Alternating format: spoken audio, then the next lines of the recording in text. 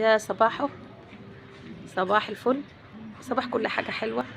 يا صباح ومساء على شعب مصر الجميل، شعب مصر الأصيل، شعب مصر الصبور على كل اللي بيحصل وكل اللي بيجي عليه في كل عهد. أنا عارفة إن إحنا كلنا تعبانين وأنا أولكم، ربنا العالم. كلنا تعبانين قوي وكلنا بنعاني. بس أنا عايزة من حضراتكم، في قنوات مغرضة وفي بلاد مغرضة بيقولوا ما فيش حد، مش حد عايز الرئيس، ما فيش حد بينزل، ما فيش. فأرجوكم أرجوكم، خليكم معايا وانزلوا، خليكم مع مصر مش معايا.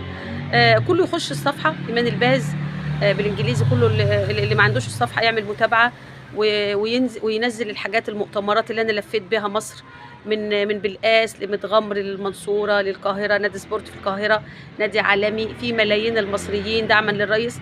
عايزين كل الحاجات دي تطلعوها وتشيروها وكله ينزل. ارجوكم انزلوا عشان خاطر مصر. ما حدش يقول ان هو كده كده ناجح، لا، كله ينزل عشان خاطر القنوات المغرضه والبلاد المغرضه، يبين ان احنا كلنا مع مصر. استقرار مصر، استقرار مصر هو رئيسنا فخامه عبد الفتاح السيسي، ربنا يخليه لنا.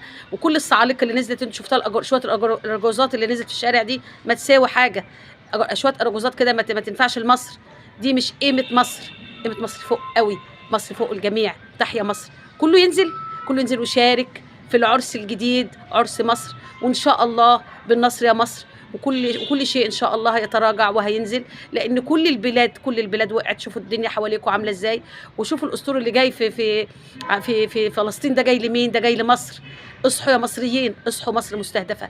ارجوكم انزلوا وشاركوا، انزلوا وشاركوا بروحكم بقلبكم عشان استقرار مصر واستقرار ولادنا، ودي بلدنا. ما فيش حكومه بتقعد، ما فيش حكومه دايمه، مش دايمه لشعب مصر. وتحيا مصر. واستنوني في لايف الوقت حالا، يلا.